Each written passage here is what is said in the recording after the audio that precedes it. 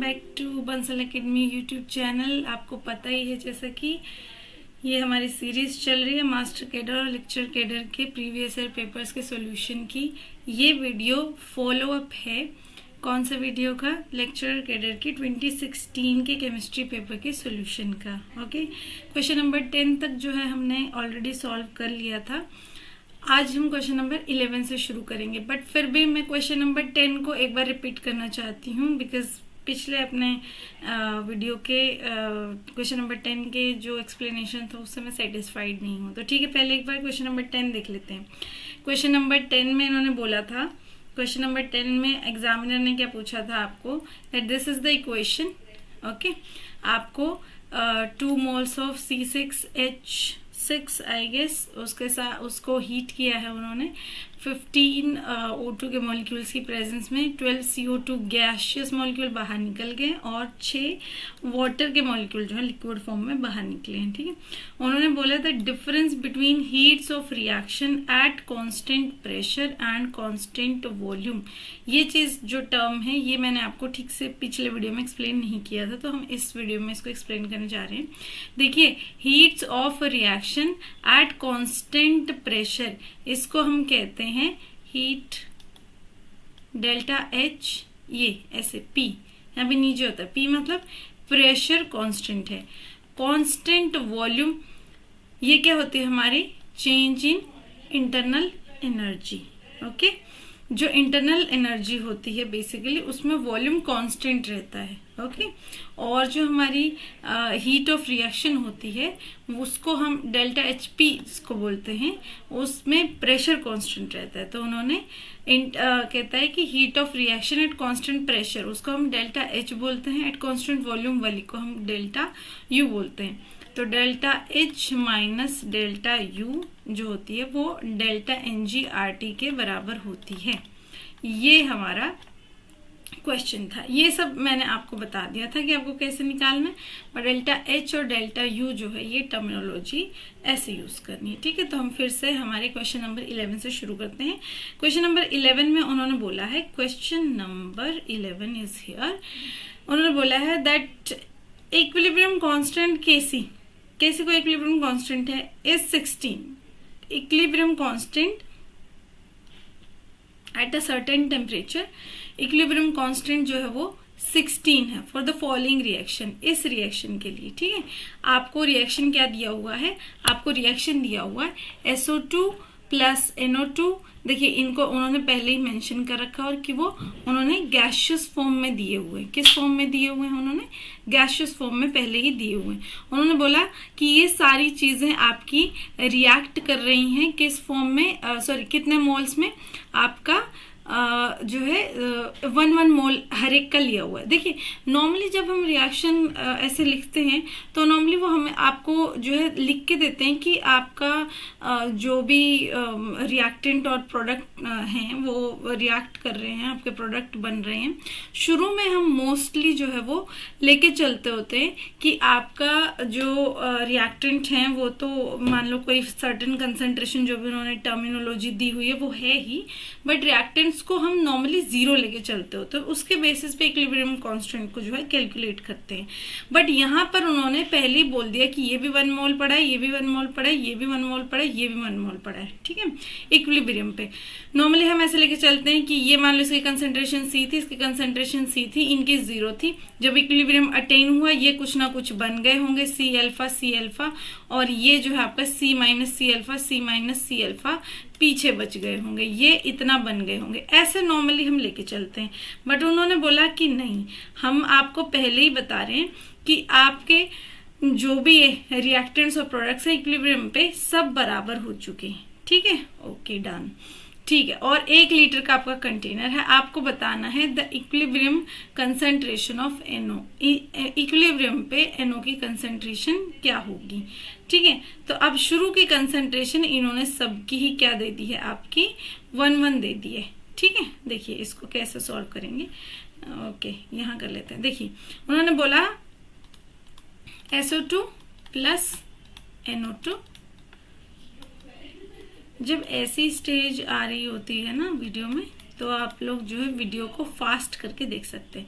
उन्होंने बोला 1 concentration 1 concentration 1 concentration पे बैठे हैं, कहते फिर इक्विलिब्रियम अटेन हुआ कैसे करके, ठीक है। उस पे क्या होगा कि आपके जो है कुछ ना कुछ जो प्रोडक्ट है वो थोड़ा बहुत बन गया होगा।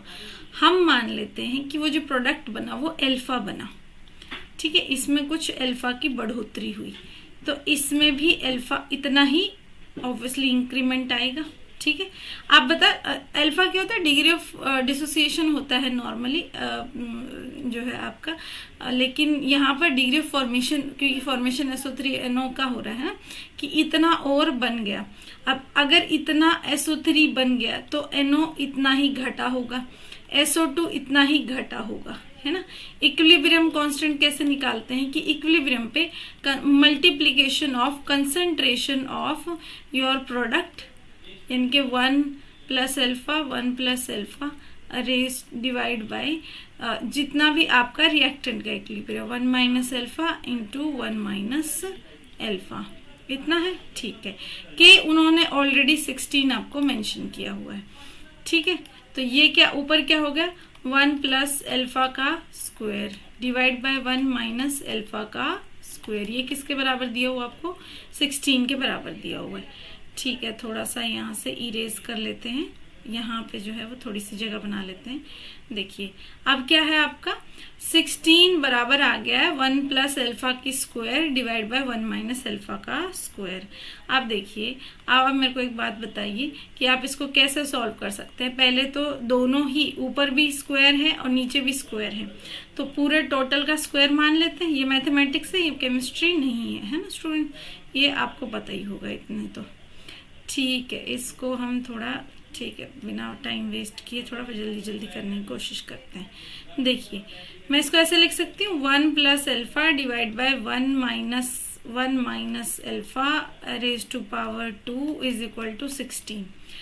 अब इस 2 को इस तरफ ले आती हूँ तो ये क्या हो जाएगा अंडर रूट, है ना, ठीक है। तो 1 plus alpha divide by 1 minus alpha is equal to under root 16। वो क्या होता है 2 अंडर रूट 2 होता है, if I am not wrong, नहीं 4 होता है ना, 4 होता है बच्चों, ओके। 2 अंडर रूट 2 तो 8 होगा ना, हाँ मुझे याद आ गया, ये 4 होता है। बस आगे तो आप सॉल्व कर लेंगे। 1 plus alpha is equal to 4 minus 4 alpha, इसको इस तरफ लेके आएंगे 1 माइनस 4 इज इक्वल टू, नहीं अल्फा को इस तरफ लेके आना, 5 अल्फा इज इक्वल टू आपका हो जाएगा 3, ठीक है 3 हो जाएगा, और अल्फा इज इक्वल टू 3/5 हो जाएगा। 3/5 जो है आपका कितना आएगा 1, ये ठीक लिखा है ना मैंने हाँ, तो ये कितना आ जाएगा आपका, अल्फा की वैल्यू कितनी आ जाएगी यहाँ पे, आप इसको कैलकुलेट करके देखेंगे तो इसका आंसर आपको ए निकला हुआ मिलेगा, ठीक है। नेक्स्ट चलते हैं नेक्स्ट चलते हैं जो है आपका, नेक्स्ट चलते हैं कैल्शियम कार्बोनेट डिसोसिएट्स एज, कहता है कैल्शियम कार्बोनेट इस तरीके से आपका डिसोसिएट हो जाता है, ठीक है, ओके डन। उन्होंने बोला कि डेल्टा एच जो है 1110 किलो जूल है आपके किसी क्लोज वेसल में, आपको प्रेशर निकालना है। The pressure of CO2 is, pressure of CO2 आपको निकालना है, ठीक है, ओके। निकालना नहीं है, उन्होंने बस कुछ कुछ चीजें जो है कंडीशन लगा के पूछी है, सही है गलत है क्या है, ठीक है। तो उसी में कहा है उन्होंने increase, okay, pressure of CO2। देखिए CO2 कहाँ है, ये रहा। CO2 का प्रेशर कैसे इंक्रीज, CO2 का प्रेशर कैसे वेरी करेगा, जितना ज्यादा CO2 यहाँ पे बन के आएगी। CO2 pressure increases if temperature is raised, कहते हैं CO2 का टेम्परेचर इंक्रीज होगा अगर आपका टेम्परेचर आप बढ़ा दोगे। CO2 का टेम्परेचर CO2 का प्रेशर इंक्रीज होने का मतलब क्या है, CO2 ज्यादा से ज्यादा बनेगी, यानी कि रिएक्शन क्या हो रही है, फॉरवर्ड डायरेक्शन में आना चाह रही है, ठीक है। अगर वो फॉरवर्ड डायरेक्शन में आना चाह रही है, और देखिए इन्होंने यहाँ पर डेल्टा एच 110 किलो जूल बोला है, और वो ऑब्वियसली क्या है, वो पॉजिटिव है। पॉजिटिव है तो क्या हुआ, पॉजिटिव है तो क्या हुआ, पॉजिटिव है तो क्या हुआ, इसका मतलब एनर्जी जो है यहाँ पे रिलीज हो रही है। जब यानी कि आपकी रिएक्शन क्या है, एक्सोथर्मिक है। सॉरी ओके गलत बोल दिया। एनर्जी जो है आपकी, हाँ, रिलीज हो रही है, ठीक है, नहीं सही, ठीक बोला है मैंने, ठीक बोला है ना। एनर्जी जो है आपकी रिलीज हो रही है। आई थिंक अभी भी मुझे इस पे थोड़ा सा जो है आपका इसमें I think delta H positive होने का मतलब क्या होता है, नहीं, हाँ ऐसे बोलते हैं ना। देखिए डेल्टा एच पॉजिटिव होने का मतलब क्या होता है, एंडोथर्मिक रिएक्शन, और डेल्टा एच नेगेटिव होने का मतलब क्या होता है, एक्सोथर्मिक रिएक्शन। क्योंकि उन्होंने बोला कि डेल्टा एच जो है वो पॉजिटिव रिएक्शन का, इनके ये क्या रिएक्शन है, एंडोथर्मिक है। एंडोथर्मिक रिएक्शन का मीनिंग क्या होता है, आपकी एनर्जी जो है वो लग रही है रिएक्शन में। तो अगर आपने टेम्परेचर बढ़ा दिया, मैंने आपको पहले भी बोला है ये बात पिछली और वीडियोस में भी, कि ली चैटलर प्रिंसिपल लगाना होता है ऐसे केसेस में, ठीक है। ली चैटलर क्या कहते हैं, इक्विलिब्रियम पे बहुत, केमिकल इक्विलिब्रियम का ऑलमोस्ट सबसे इम्पॉर्टेंट जो टॉपिक है वो आपका ली चैटलर प्रिंसिपल ही है। मैं फिर से एक बार इस वीडियो में रिपीट कर देती हूँ कि ली चैटलर प्रिंसिपल क्या कहते हैं। ली चैटलर सर कहते हैं कि अगर आपकी रिएक्शन इक्विलिब्रियम पे है, उस टाइम पर आप रिएक्शन को जो भी कंडीशन देंगे उसको रिएक्शन यूज करना चाहेगी। उस कंडीशन को यूज करने के बाद अगर रिएक्शन बैकवर्ड डायरेक्शन में फेवर है तो बैकवर्ड में चली जाएगी, फॉरवर्ड में फेवर है तो फॉरवर्ड में चली जाएगी। फॉरवर्ड में जाने की वजह फॉरवर्ड में जाने का मतलब क्या है, आप ऐसी कंडीशन लगा रहे हो कि वो उसको पुश कर रही है फॉरवर्ड में जाने के लिए। और बैकवर्ड में जाने का मतलब क्या है कि आप उसको ऐसे कंडीशन लगा रहे हो कि रिएक्शन रिवर्स हो रही है, ठीक है। अब आपकी रिएक्शन में हीट जो है वो, हीट क्या है आपकी, यूज हो रही है ऑलरेडी। आपने टेम्परेचर बढ़ा दिया, रिएक्शन क्या करेगी, ज्यादा से ज्यादा उसको यूज करेगी। देखिए हमने क्या बोला, आपकी रिएक्शन क्या है, एंडोथर्मिक है, यानी कि एनर्जी लेके फॉरवर्ड डायरेक्शन में जाती है। अगर आप उसको ज्यादा एनर्जी दोगे तो क्या होगा, ज्यादा से ज्यादा जल्दी से जल्दी उसको यूज करेगी और फॉरवर्ड में जाएगी, ठीक बात है, ओके। तो यानी कि फॉरवर्ड में जाने का मीनिंग क्या है, और CO2 का ज्यादा से ज्यादा बनना, CO2 का ज्यादा से ज्यादा बनना यानी प्रेशर ऑफ CO2 इंक्रीज होना। इसीलिए इंक्रीज, अगर आप टेम्परेचर इंक्रीज करते हैं तो आपकी रिएक्शन क्या होगा, आपका CO2 क्या होगा, ज्यादा से ज्यादा बनेगा, यानी कि ए ऑप्शन हमें सही लग रहा है। Decrease in temperature decreases if temperature is raised, कहता है कि आपका प्रेशर CO2 का डिक्रीज होता है अगर आप टेम्परेचर रेज करते हो। टेम्परेचर रेज करने से जो है आपकी रिएक्शन को क्या मिल रही है, एक तरीके से हीट मिल रही है। तो आपको अभी तो बताया ना कि फॉरवर्ड में ही जाएगी, क्योंकि आपकी रिएक्शन को हीट चाहिए ही है। फॉरवर्ड में जाएगी तो CO2 ज्यादा से ज्यादा बनेगा, तो ये ऑप्शन गलत है। Increases if N inert gas is pumped keeping temperature constant, temperature constant का टेम्परेचर अगर इंक्रीज करते हैं तो अगर आप इनर्ट गैस को पंप इन करते हैं तो आपके CO2 का प्रेशर बढ़ेगा नहीं। इनर्ट गैस से इनर्ट गैस इस पर कोई भी असर थोड़ी ना अपना डालेगी।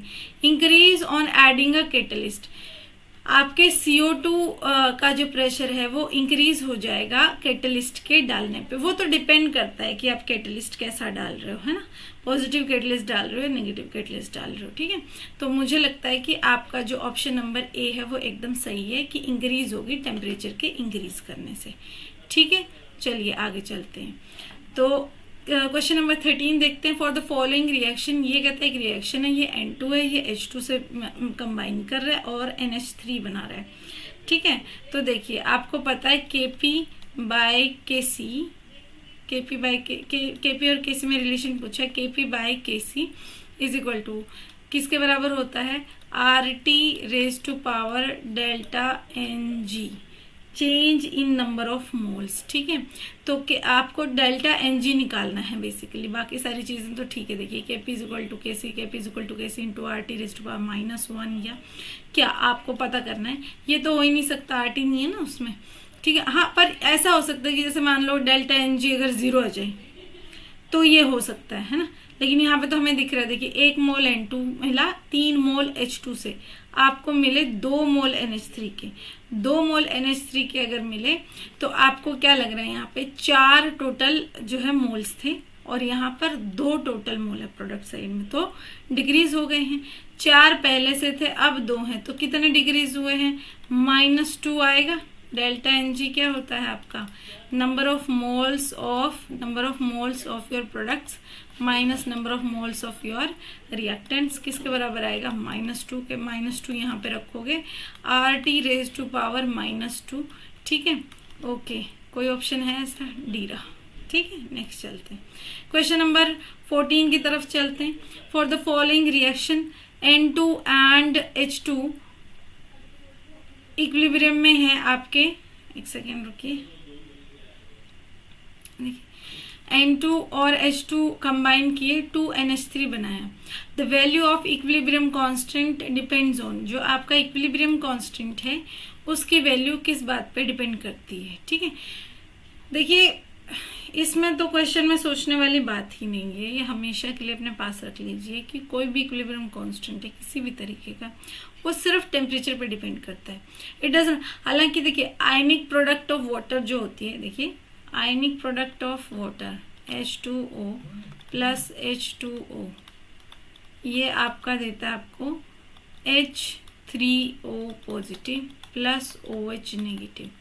इसको हम KW यहाँ पे लिखते होते हैं, concentration of H3O positive into concentration of OH negative, ठीक है। KW इसके बराबर आपका होता है।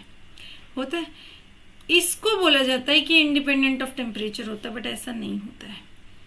ऐसा मतलब क्यों, क्योंकि इसको most of the time 298 kelvin पे ही मेजर किया जाता है और इसकी वैल्यू 10⁻⁻14 ले ली जाती है, लाइक फॉर एवर।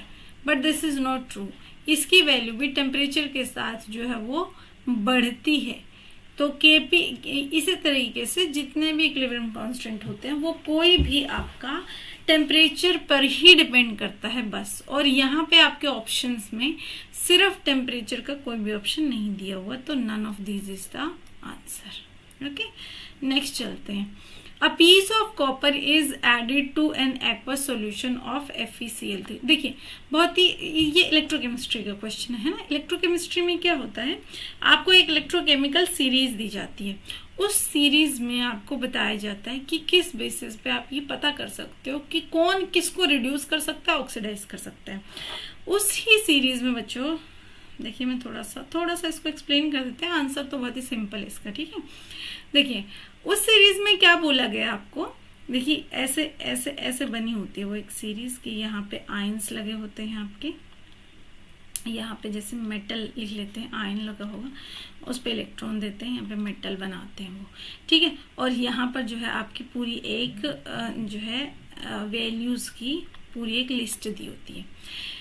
उसमें वो वैल्यू शुरू करते हैं पॉजिटिव वैल्यूज से और नीचे जाते जाते जाते नेगेटिव वैल्यूज तक जाते हैं और बोलते हैं कि जिनके जितनी ज्यादा वैल्यू है पॉजिटिव में, ऑब्वियसली जितनी बड़ी, ये क्या, देखिए मैंने यहाँ पे क्या लिखा है कि N पॉजिटिव रखते हैं और उसमें N इलेक्ट्रॉन डालते हैं और उसको मेटल बनाते हैं और यहाँ पे उसका एक वैल्यू लिखते हैं। तो आपको दिख रहा है यहाँ पे ये क्या है, रिड्यूस हो रही है मेटल, यानी कि ये जो सीरीज दी हुई है रिडक्शन पोटेंशियल की दी हुई है कि किसके अंदर, रिडक्शन पोटेंशियल मतलब किसके अंदर कितना पोटेंशियल है कि वो रिड्यूस हो जाए, कितना पोटेंशियल है, मतलब कितना ज्यादा पोटेंशियल है उसके अंदर। तो देखिए यहाँ से आपको ये पता चलता है कि जितना ज्यादा रिडक्शन पोटेंशियल की वैल्यू होगी उतना ज्यादा उसके अंदर रिड्यूस हो जाने की पोटेंशियल होगी। रिडक्शन पोटेंशियल का मीनिंग भी तो यही बना ना। तो रिडक्शन पोटेंशियल मतलब जितना ज्यादा रिडक्शन पोटेंशियल की वैल्यू उसके अंदर उतना ही ज्यादा रिड्यूस हो जाने का पोटेंशियल है। पोटेंशियल मतलब एनर्जी है, हिम्मत है उसके अंदर, ठीक है। यानी कि वो औरों को क्या कर देगा, औरों को ऑक्सीडाइज कर सकता है और खुद रिड्यूस हो सकता है। तो बच्चों इसमें आप लोगों को जो है, मैं एक सेकेंड, इसमें इस सीरीज में क्या है,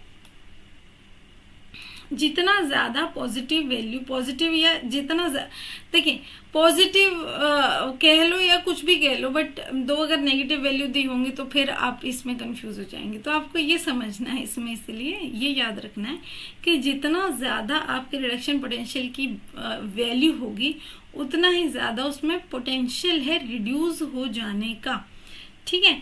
और इसमें जो ऊपर सीरीज के बिल्कुल ऊपर जो एलिमेंट्स रखे होते हैं वो जो होते हैं वो बहुत ही अच्छे क्या होते हैं, ऑक्सीडाइजिंग एजेंट होते हैं। अभी बताया ऑक्सीडाइजिंग एजेंट क्यों होंगे, वो औरों को ऑक्सीडाइज करेंगे, खुद रिड्यूस होंगे। और बताया मैंने जितनी ज्यादा वैल्यू होगी आपके रिडक्शन पोटेंशियल के उतना ज्यादा अच्छा वो अच्छे से रिड्यूस हो पाएगा, तो औरों को ऑक्सीडाइज करेगा, इसलिए अच्छा ऑक्सीडाइजिंग एजेंट होगा, ठीक है। जितना कम वैल्यू होगी उतना ही अच्छा रिड्यूसिंग एजेंट होगा खुद ऑक्सीडाइज होने का, क्योंकि जितना कम वैल्यू होगी मतलब उसका रिडक्शन पोटेंशियल कम है, मतलब उसके अंदर ना पोटेंशियल नहीं है ये कर जाने का, क्या खुद को रिड्यूस करवाने का, वो थोड़ा सा डरा रहता, पोटेंशियल कम है उसके अंदर रिडक्शन, ठीक है। इस सीरीज में ही बच्चों जो आपका आयरन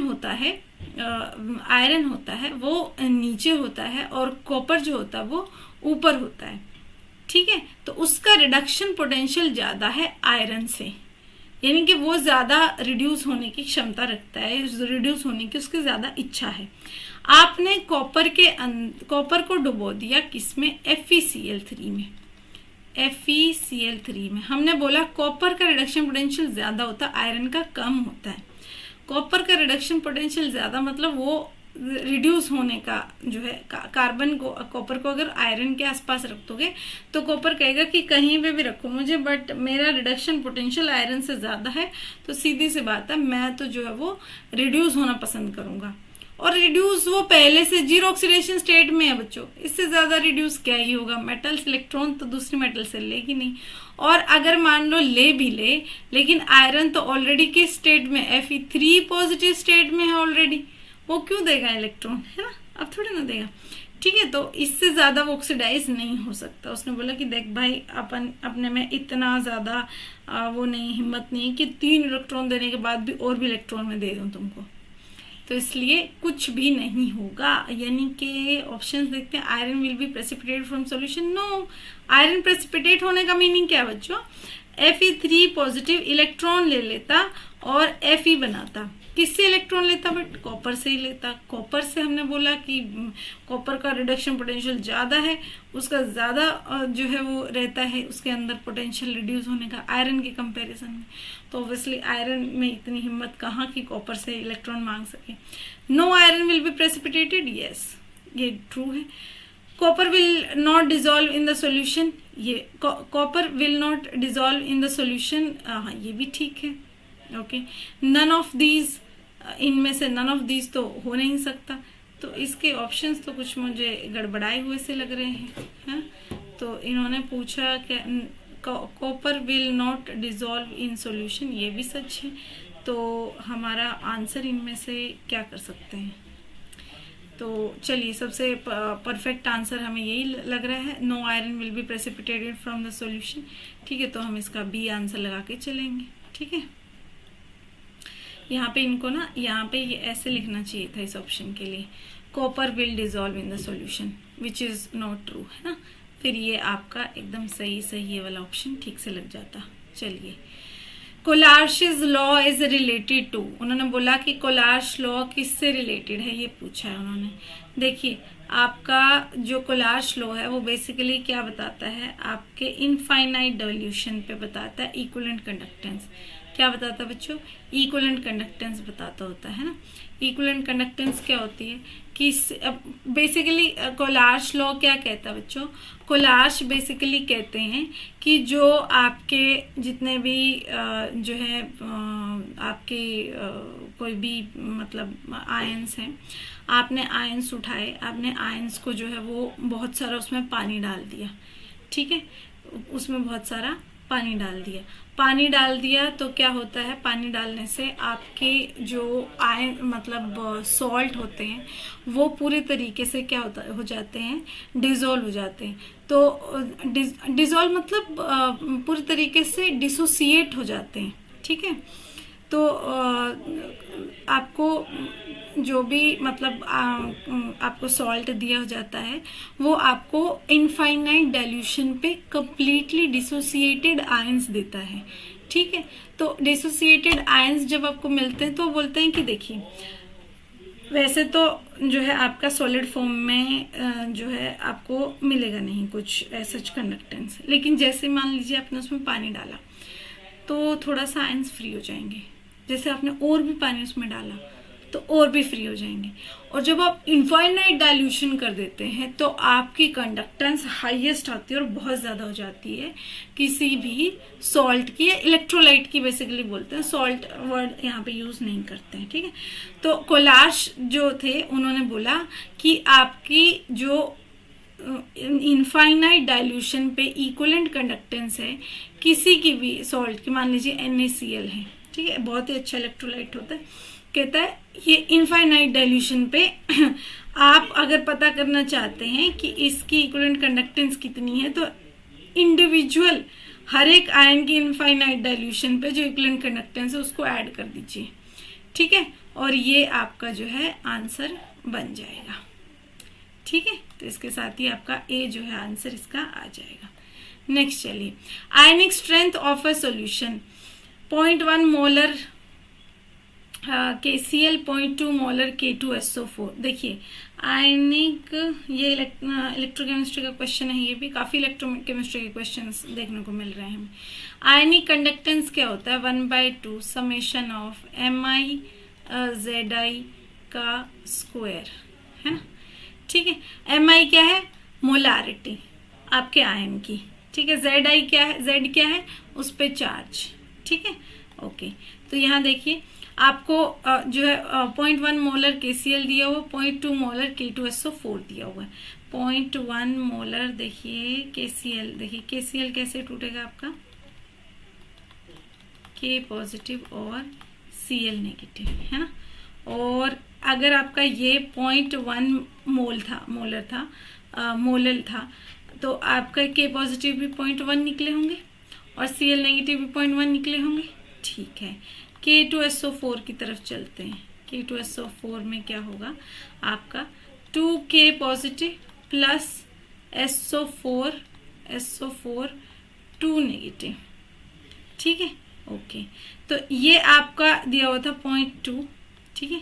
तो ये कितना बनेगा 2 × 0.2, है ना, 2 टाइम्स बन रहे हैं, ये कितना बनेगा 0.2, ठीक है। सारे के सारे आयंस का सब पता चल गया हमें, ठीक है। 1/2 इंटू K पॉजिटिव यहाँ पे भी है, K पॉजिटिव यहाँ पे भी है, ये कितना है 0.4 बन गया और ये 0.1 ये रहा, तो टोटल मोलालिटी इसकी हो गई 0.5 × 1 का स्क्वायर, ठीक है। 1 का क्या मतलब चार्ज का स्क्वायर, है, ठीक है। आगे हम चलते हैं, चलो Cl नेगेटिव ले लेते हैं पहले। 0.1 × -1 का स्क्वायर प्लस 0.2 SO4 के लिए 0.2 × आपका -2 का स्क्वायर, ठीक है। अब देखिए कैलकुलेट कर लेते हैं, इतना मैथमेटिक्स तो हमें आता ही। 0.5 रहेगा, ये 0.1 ही रहेगा और ये यहाँ से कितना आ जाएगा 2 × 2 = 4, 4 × 2 = 8, तो ये 0.5 प्लस 0.1 प्लस 0.8, ठीक है। तो ये आपका आ गया 0.89 और 9 और 5 कितने हुए 14, 1/2 × 0.4 कितना हो गया 14, 1.4 आ गया, तो ये काट के 0.7 आ जाएगा। Is there any? Yes, there is one match, option number B. आगे चलते हैं, ये आपका थ्योरेटिकल क्वेश्चन है, ठीक है। मैं आराम से बैठ जाती हूँ, नहीं इसमें लिखना पड़ेगा थोड़ा सा। देखिए क्या बोला इन्होंने, saturated solution of KNO3 is used to make salt bridge because, कहता है एक सैचुरेटेड सॉल्यूशन KNO3 का यूज करते हैं हम, सैचुरेटेड मतलब उससे ज्यादा KNO3 उसमें नहीं ऐड किए जा सकते थे, तो कहता है एक ऐसा सॉल्ट सैचुरेटेड सॉल्यूशन तैयार किया जाता है सॉल्ट ब्रिज के लिए। सॉल्ट ब्रिज क्या होता है, थोड़ा सा रिवाइज कर लेते हैं, थोड़ा सा आपकी इलेक्ट्रोकेमिकल क्या बोलते हैं इसको, हमारी इलेक्ट्रोकेमिस्ट्री में पढ़ाते हैं कि आपने मान लो एक सेल बनानी थी, एक इलेक्ट्रोकेमिकल सेल बनानी थी, तो आप एक रोड जो है, एक रोड कोई भी जो है वो पर्टिकुलर किसी सॉल्ट से मैच करती हुई आप जो है आप क्या कर सकते हैं यहाँ पे उसी के सॉल्यूशन में जो है वो मर्ज कर सकते हैं। ठीक है, और यहाँ पे आपका एमीटर लगा दीजिए, यहाँ पे जो है आपकी रीडिंग्स आने लग जाएंगी थोड़ी देर बाद, पर करंट बंद हो जाएगा फ्लो करना। उसके लिए क्या लगाते हैं, सॉल्ट ब्रिज लगाते हैं, क्योंकि आयंस जो है वो सेचुरेट हो जाते हैं एक टाइम के बाद। तो यहाँ से सॉल्ट ब्रिज लगाते हैं, सॉल्ट ब्रिज यहाँ से उतर के आयंस देता है, यहाँ पे ऑपोजिट आयंस देता है। ठीक है, आपके सिस्टम को फिर से चालू करने के लिए।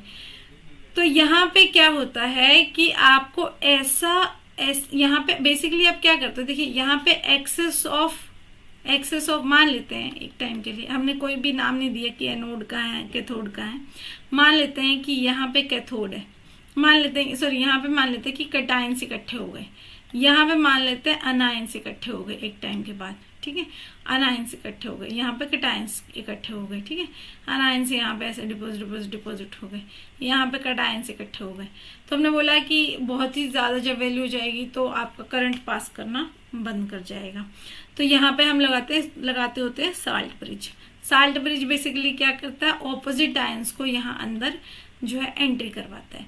जब ऑपोजिट आयंस को यहाँ अंदर एंट्री करवाता है तो वो मतलब कि कैटायन की तरफ जो वो अनायंस आएंगे और अनायंस की तरफ जो कैटायंस आएंगे, उनको न्यूट्रलाइज करने के लिए, और आपकी जो इलेक्ट्रिकल जो ये इलेक्ट्रिसिटी वाली जो आपने सेल पूरा बनाया वो सिस्टम ये फिर से चालू हो जाए। तो देखिए आपको क्या करना है, यहाँ से अनायन और कैटायन का जो है यहाँ से दौड़ करवानी है कि दौड़ के जाओ, न्यूट्रलाइज करो सिस्टम को।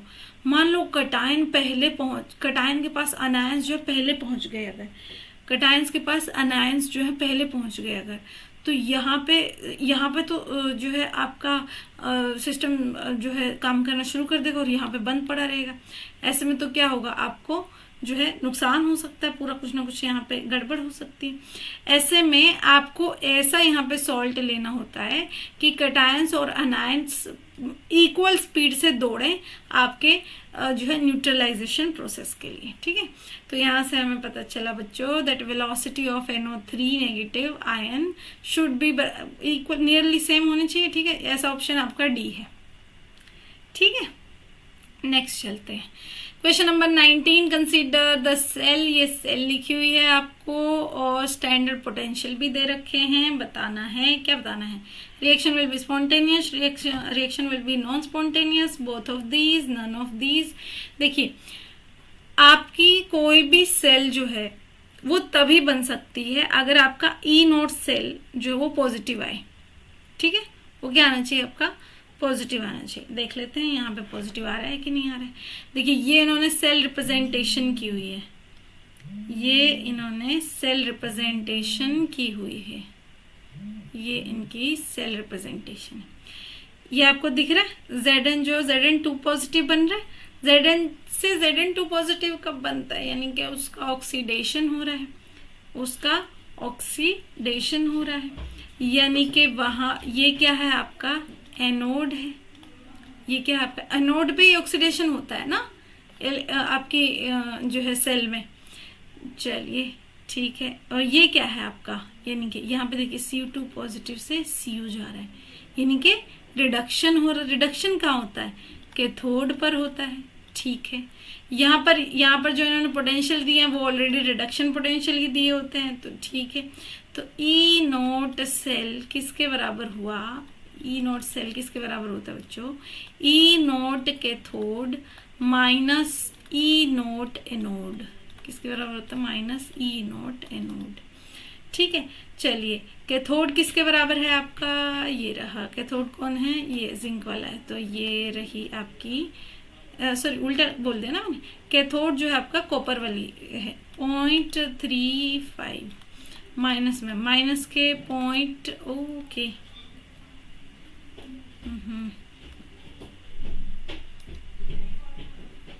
माइनस के 0.763, ये दोनों को ऐड कर, ये माइनस से माइनस जो है वो प्लस हो जाएगा, यानी कि वैल्यू क्या आएगी, पॉजिटिव आएगी, यानी कि रिएक्शन तो पॉसिबल है, ये सेल पॉसिबल है, रिएक्शन विल बी स्पॉन्टेनियस। अगर ये वैल्यू नेगेटिव आ जाती तो reaction would have been non spontaneous, फिर आपको एनर्जी दे के, इलेक्ट्रिसिटी दे के ये रिएक्शन करवानी पड़ती। ठीक है, चलिए आगे चलते हैं। एक रिएक्शन है, कहता है two A gives you B plus C would be zero order reaction when. कहता है आपको ये बताना है कि जीरो ऑर्डर रिएक्शन तो होगी, लेकिन होगी कब, ठीक है, ये बताना है। ओके, चलिए, जीरो ऑर्डर रिएक्शन का मीनिंग क्या होता है बच्चों? जीरो ऑर्डर रिएक्शन का मीनिंग क्या होता है? जीरो ऑर्डर रिएक्शन का मीनिंग होता है कि जब आपकी रिएक्शन क्या हो रही हो, आपकी इन रिएक्टेंट्स के कंसेंट्रेशन पे डिपेंड ही नहीं करती। देखिए कैसे लिखते होते हैं रेट ऑफ रिएक्शन, कि मान लीजिए इसी रिएक्शन के लिए रेट ऑफ रिएक्शन किसके बराबर होगा बच्चों? रेट ऑफ रिएक्शन किसके बराबर होगा? Concentration of your reactant raise to power something. ये समथिंग क्या होता है? ऑर्डर होता है। उन्होंने बोला जीरो ऑर्डर है, यानी कि रेट ऑफ रिएक्शन आपके रिएक्टेंट पे डिपेंड ही नहीं करती। ठीक बात है। तो rate of reaction doubles if concentration of B is doubled. हम प्रोडक्ट की फॉर्म में तो बात ही नहीं करते। Rate of reaction is proportional to the square of concentration of A. कहते हैं rate of reaction is directly proportional to the concentration of A raise to power 2। अभी तो उन्होंने बोला जीरो ऑर्डर रिएक्शन, तो हम ये ऑप्शन में ये सब बातें क्यों करेंगे बहकी बहकी। Rate remains unchanged at any concentration of B and C. कहते हैं रेट आपका अनचेंज्ड रहता है आपकी बी और सी की बी और सी की बात ही क्यों कर रहे हैं, उसमें हम प्रोडक्ट की बात ही नहीं करते हैं रेट ऑफ रिएक्शन में। क्या फालतू ऑप्शन है ये। Rate of reaction remains same at any concentration of A. ये आई बात हमारे काम की, है ना। ए की कुछ भी कंसेंट्रेशन कर लो, 2 गुना कर लो, 3 गुना कर लो, तुम आधी कर लो, जीरो से तो ऑब्वियसली रिएक्शन नहीं होगी। कम कर दो, ज्यादा कर दो, कुछ फर्क ही नहीं पड़ता अपने को, क्या दिक्कत है। चलिए क्वेश्चन नंबर 21 कहता है in titration between oxalic acid and acidified KMnO4 the manganous salt formed catalyses the reaction. कहता है देखो ये बहुत ही सुंदर रिएक्शंस होती हैं। वैसे ये वो उन लोगों की तरह होती है कि जो किसी और पे डिपेंड नहीं होते, वो खुद मतलब अपना रास्ता ढूंढ लेते हैं कि आप कितनी भी प्रॉब्लम्स आती रहें बट वो वहाँ से खुद उनकी मेंटालिटी इतनी स्ट्रांग होती है कि वो वहाँ से जो है अच्छे से अपने आप को बाहर निकाल पाते हैं। जो है आपको मतलब कि किसी मोटिवेशन की ज़रूरत, जैसे आप पढ़ाई कर रहे हैं, आपको किसी मोटिवेशन की नहीं, आपको सिर्फ आपके सिलेबस की, बुक्स की और पढ़ाने वाले की ज़रूरत होती है ना। तो ये वही कह रहे हैं कि आपके ऑक्सैलिक एसिड है, देखिए ये ऑक्सैलिक एसिड होता है। वैसे ज़रूरी नहीं है आपको रिएक्शन आए पता हो ऑक्सैलिक एसिड क्या होता है, ज़रूरी नहीं है इस रिएक्शन के लिए। कहते हैं इसको एसिडिफाई किया KMnO4 से, यहाँ पे एक मैग्नीज सॉल्ट मिला, मैंगनीज का एक सॉल्ट बना। कुछ भी बनाओ अपने को क्या मतलब उससे, है ना। मैंगनीज का कहते हैं एक सॉल्ट बना और ये इस रिएक्शन के लिए खुद ही कैटलिस्ट का काम करता है, यानी कि जितना ज्यादा बनेगा उतना फास्ट ये रिएक्शन होती जाएगी। कैटलिस्ट का ही तो काम होता है रिएक्शन को फास्ट करना। जितना ज्यादा ये बनेगा उतना ज्यादा ये रिएक्शन क्या होती जाएगी बच्चों, फास्ट होती जाएगी। अगर रिएक्शन फास्ट होती जाएगी तो यानी कि ये क्या है, मैंगनीज कैटलाइज्ड है और उसको हम क्या कहते हैं, ऑटो कैटलिसिस कहते हैं। खुद ही कैटलाइज हो रहा है काम सारा। तो ये A is the answer. Promoter, positive catalyst, ये सब बातें तो बाद की होती है ना। उसने बोला कि हाँ खुद ही कैटलाइज कर रहा है, यानी ऑटो कैटलिस्ट है। चलिए in hydrogenation of oils the catalyst used is. कहते हैं एक हाइड्रोजनेशन ऑयल्स मतलब हाइड्रोकार्बन्स, ऑयल्स मतलब हाइड्रोकार्बन्स, अल्कीन्स, अल्काइन्स, अल्केन्स, ये सारे वैसे ऑयल होते हैं, लेकिन उसका हाइड्रोजनेशन है, यानी कि हाइड्रोजनेशन मतलब H2 ऐड करना। अगर हाइड्रोजनेशन है तो इसका मतलब उसके अंदर कुछ ना कुछ अनसेचुरेशन होगी, तभी तो उस पर H2 ऐड कर रहे हैं ना, तभी तो H2। मैं क्या कह रही हूँ, क्या कह रही हैं ये मैम, हमें समझ नहीं आ रहा। देखिए ये है आपका saturated oil, saturated alkane. Saturated मतलब एक भी डबल बॉन्ड नहीं है। क्या आप इसमें हाइड्रोजन ऐड कर सकते हो? नहीं, कार्बन के ऑलरेडी 4 बॉन्ड है, क्या जरूरत है? जरूरत छोड़िए, पॉसिबल ही नहीं है, पॉसिबल भी नहीं है। लेकिन अगर मान लो आपके पास यहाँ पे डबल बॉन्ड होता, या आपका अगर यहाँ पे डबल बॉन्ड होता, उसमें आप H2 डाल सकते हैं, क्योंकि H जो है यहाँ पे आके और यहाँ पे आके अटैच हो जाएगा। ठीक बात है। तो यानी कि आप जो है आप अल्कीन, अनसेचुरेटेड एल्केन्स में आप जो है वो आपकी हाइड्रोजनेशन कर सकते हो। हाइड्रोजनेशन मतलब हाइड्रोजन ऐड करना। ओके, अच्छा, H2 ऐड करने के लिए हम कुछ कैटलिस्ट यूज करते होते हैं, जैसे प्लैटिनम, पैलेडियम, निकल। इनमें सबसे सस्ता जो होता है वो निकल होता है। ठीक है। प्लैटिनम और पैलेडियम तो जो है वो बहुत ही महंगे होते हैं। प्लैटिनम का तो आपने सुना ही होगा, ऐसे ही ना, दिस इज जैसे गोल्ड के लिए बोलते हैं दिस इज 24 कैरेट गोल्ड, ऐसे ही प्लैटिनम होता है, this is platinum, you know. ठीक है, तो प्लैटिनम बहुत ही महंगा होता है और पैलेडियम भी बहुत महंगा होता है बच्चों। लैब में पैलेडियम के आप जो है विल्किंसन कैटलिस्ट तो आता है ना, हमारे सिलेबस में है ना। विल्किंसन कैटलिस्ट जैसे ही कुछ पैलेडियम के भी कैटलिस्ट होते हैं हाइड्रोजनेशन कराने के लिए। ठीक है, PDCl2, ठीक है, PDOAC, पैलेडियम एसिटेट जिसको बोलते हैं, CH3CO 2 टाइम्स उसके साथ जुड़ा हुआ होता है। तो वो बहुत ही महंगे कैटलिस्ट होते हैं। लैब में उनको यूज करने से पहले जो है 10 बार सोचना पड़ता है कि इनको यूज करें या ना करें। वो 10 ग्राम की डब्बी इतनी सी 10 ग्राम की डब्बी इतनी सी होती है, वो 50, 60, 1 लाख तक भी आती है। 50-60 हजार से लेके 1 लाख तक भी आती है। बहुत महंगे कैटलिस्ट होते हैं इनके। ठीक है, इसलिए निकल is the best option, so B is the answer. Okay, next. Okay, चलिए ठीक है, इस वीडियो में इतना ही करेंगे। Thank you so much for your attention. आप हमारी ऐप का डिस्क्रिप्शन तो जैसे कि आपको पता ही है, डिस्क्रिप्शन बॉक्स में आपको मिल जाएगा। इसके अलावा आपकी कोई भी क्वेरीज हैं तो जो आपको स्क्रीन पे नंबर और वेबसाइट दी हुई है आप वो विजिट कर सकते हैं। और हम आज आपसे जो है आपके लिए सिलेबस लेके आ रहे हैं यूट्यूब पे। मैं ही आपको सबसे पहले सॉल्यूशन का चैप्टर शुरू करवाने जा रही हूँ, तो सॉल्यूशन से जो है मास्टर कैडर के सिलेबस को हम शुरू करेंगे। इसके अलावा आपको हमारी मास्टर कैडर की और लेक्चरर कैडर की, इनके सब के जो सिलेबस की वीडियो, CSIR नेट के सिलेबस की डिस्कशन की, स्ट्रैटेजी की वीडियो भी आपको यूट्यूब पे मिल जाएगी।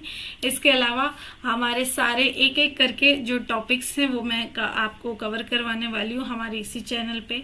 तो जो है आप हमारी बाकी वीडियोस को भी ज़रूर जो है वो एक्सप्लोर करें, जो भी आपको उसमें कमी शमी लगती है आप हमें बताएं।